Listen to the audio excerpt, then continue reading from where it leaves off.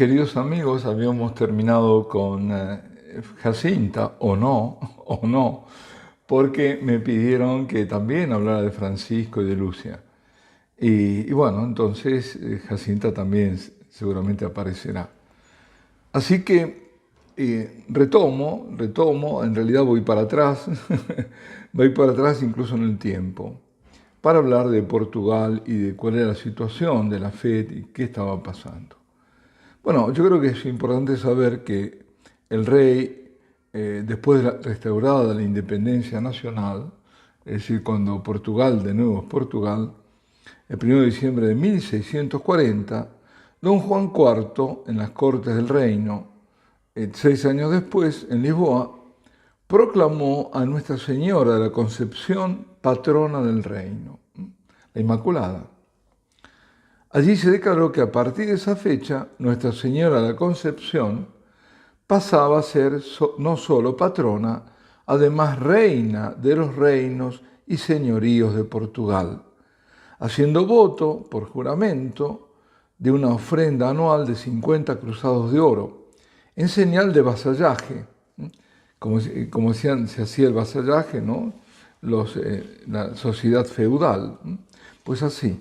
En señal de vasallaje a Nuestra Señora en su casa de la Concepción, citan la Vila Viçosa y de igual modo prometían y juraban confesar y defender, incluso con la vida, si fuera necesario, que la Virgen María, Madre de Dios, fue concebida sin pecado original.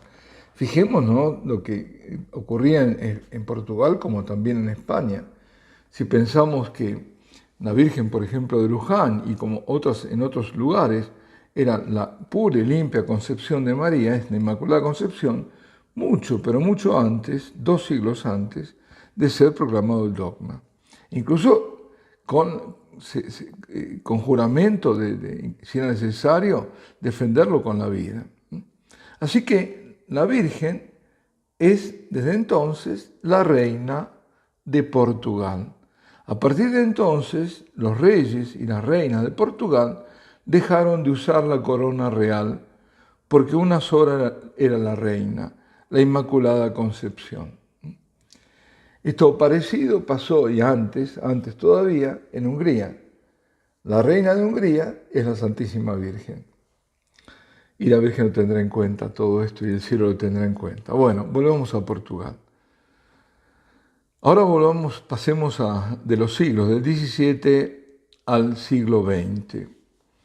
Ante el huracán levantado por la masonería contra la Iglesia, a partir de la proclamación ahora de la República en 1910, es decir, ya no es más reino, ahora es República en 1910, ante ese huracán, el pueblo cristiano de Portugal, expoliado de los bienes de la Iglesia, y perseguido en sus manifestaciones de fe, se volvió con toda confianza hacia su patrona y reina. En 1916 se organizó en todo el país la Cruzada del Rosario, en la que se alistaron muchos millares de hombres, de mujeres, de niños. Todos asumían el compromiso solemne de rezar el rosario todos los días. Por eso cuando la Virgen pide en Fátima un terzo, es decir, una corona del rosario, es que ya los portugueses, quizás en ese momento, lo venían haciendo, pues estamos ahora en 1916. Atención, un año antes de las apariciones. Y decía preferentemente en familia rezarlo, y siempre en común. Es decir, no el rosario individual, sino en común. Preferentemente en familia por el resurgimiento temporal y espiritual de Portugal. Rezar el rosario también una vez por semana en común con el grupo al que cada uno de los asociados pertenecía de esta cruzada del rosario. Comulgar todos los domingos, o al menos el primer domingo de cada mes, por las intenciones de esta cruzada. Y en la casa de los cruzados debía entronizarse una imagen o al menos una estampa de Nuestra Señora del Rosario. También, fijémonos que se da a conocer al final la Virgen en Fátima como Nuestra Señora del Rosario. Y se pidió a los sacerdotes que erigiesen la cofradía del Rosario en todos los pueblos. Así que esta recitación del Rosario era común. pero era común desde el siglo XV, desde el 1400. En el siglo XVIII se rezaba en común en los cuarteles. En el XIX comenzó a ser rezado a la noche, en familia, a veces en diálogo con la casa vecina, es decir, se juntaban. Qué hermoso, ¿no? Y esa tradición, la tradicional devoción del mes de María, que es mayo, el mes de las flores, por supuesto estamos hablando del hemisferio norte, dedicado a la Madre de Dios, creció en el año 1916 en forma singular, creció mucho. Y se imploraba la paz, y también saben que se imploraba por la alegría de vivir.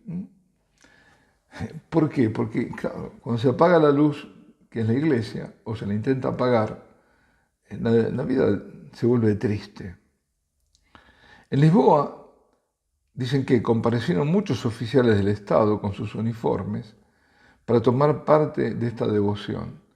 Y esto, claro, provocó una reacción en ciertos medios políticos, porque recordemos que ahí estaba imperando, bueno, como sigue, ¿no? Ahí en tantos lugares, la masonería. De todo Portugal se elevaba un clamor suplicante a la Madre de Dios, rezando el rosario a su hora. La respuesta del cielo nos hizo esperar, con una magnanimidad jamás soñada por los mortales. Así que Fátima y lo que ocurre en el año 17 tiene historia previa, cosa que no se dice, que seguramente la mayoría de los que me están escuchando no lo sabían. Yo tampoco lo sabía. Y ahora vamos a los niños, a estos tres pastorcitos. En esa mañana, la mañana de la primera aparición, van a la iglesia parroquial de Fátima para asistir a la misa de ánimas. Y con los trajes de domingo, porque era domingo, y una cara somnolienta, porque la misa comenzaba a las 6 de la mañana, recorrieron los 1000 metros que separan al Justrel de la iglesia parroquial. La mañana estaba fría, pero seca y prometía un día de sol. Terminada la misa parroquial, los niños regresan rápidamente a casa. Se cambian rápidamente ese traje festivo y toman el desayuno. Una taza de sopa caliente con hortalizas y arroz, con un chorro de aceite y un trozo de pan casero. Se echan al hombro el zurrón con la comida para el mediodía y abren el corral de las ovejas. Llevaban consigo, como siempre, pan, aceitunas, bacalao, una sardina, queso y fruta. Y una última recomendación de la madre: el rezo del rosario en el monte y el cuidado de las ovejas. Los dos rebaños, porque eran dos, eran uno de los padres de Francisco y Jacinta y el otro era de los padres de Lucía, se dirigieron hacia el pequeño charco, lejos de la aldea, camino de Gouveia, dice, Barreiro, se llamaban, o charco. Y las ovejas aprovechaban el tiempo con las hierbas de la vera del camino mientras iban andando. Y los niños, ¿qué hacían? Saltaban, jugaban, cantaban. Hubo un momento de perplejidad cuando se dispusieron a elegir el lugar para el pastoreo de ese día. Lucia, la mayor y la guía incontestada de ese pequeño grupo, decidió sin dudar: vamos a Cova de Iria. La razón de esa preferencia quizá se debiera a que sus padres tenían una pequeña huerta en el lugar. Bueno, por otro lado tenían recomendaciones de los padres de Lucia, para que evitasen que las ovejas se comiesen las legumbres que allí se cultivaban. Mediado mayo, había ya en la huerta cultivos apetecibles, había trigo, había maíz, habichuelas, patatas. Más tarde, esa pequeña huerta de los padres fue destruida por los primeros peregrinos. Pisotearon todo, bueno, eso es lo que pasó, ¿no? Bien, entonces estamos ahí con ellos. La caminata había sido lenta. Las ovejas iban pastando por el camino. Y una vez llegados a Cova de Iria, comieron lo que llevaban y rezaron el rosario. Y de inmediato organizaron los juegos, después de alejar a las ovejas de las cercanías de la huerta, hacia lo más alto de la colina. y se propusieron construir un muro en torno a un pequeño matorral, aproximadamente en el lugar que hoy ocupa la basílica, arriba, ¿no?, de Nuestra Señora del Rosario. Francisco haría las funciones de arquitecto, de ingeniero, de constructor, y su hermana Jacinta y su prima Lucia servirían los materiales para la construcción. De repente, lo que les parecía un relámpago vivísimo les obliga a suspender las obras.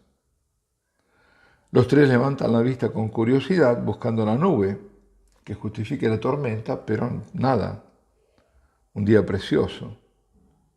El cielo estaba completamente limpio, mostrando ese incomparable azul del cielo de Fátima. Yo ahora que estuve, lo veía a veces al atardecer, qué maravilla. No sé, Fátima es muy especial, probablemente lo sea después de la venida de la Virgen, pero bueno, ahora estamos antes. Estamos porque la Virgen está por venir. Y los pastorcitos deciden que no es prudente arriesgar, que regresan con los rebaños para casa.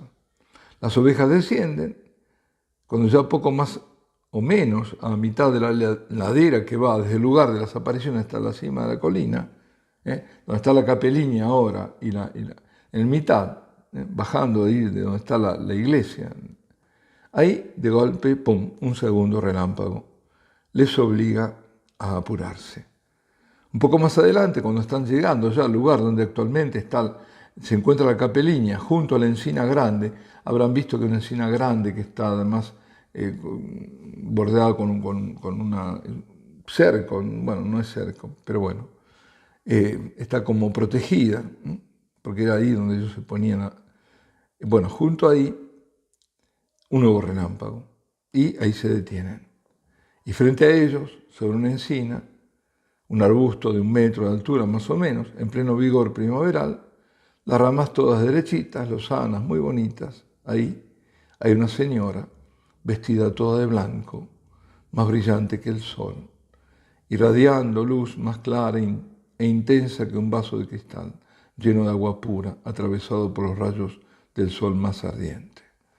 Se detienen los niños por un instante, están sorprendidos. Como en otra ocasión explicará Lucia, el miedo que sintieron no fue propiamente de Nuestra Señora, pero sí de la tormenta y de los relámpagos. Nuestra Señora no causa miedo, apenas sorpresa, paz y alegría. Pues, por otro lado, Lucia desmiente el rumor que circuló por algún tiempo. No es verdad que Francisco tirase una piedra a la aparición para comprobar si era una persona. Y aquí nos detenemos. Ave María Purísima, Nuestra Señora de Fátima, del Santo Rosario, ruega por nosotros.